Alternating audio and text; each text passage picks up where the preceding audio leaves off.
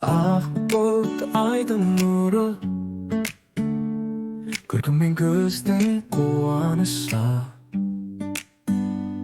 Сен жүрген жердің гүлдері, сенің сұлулығыңа ұқсас шынарым. Сенің даусың көлдің толқыны, жүрегімде шипа жылы, табиғаттың сырлы үнінде. Бейнең қалды мәңгілік сәнді.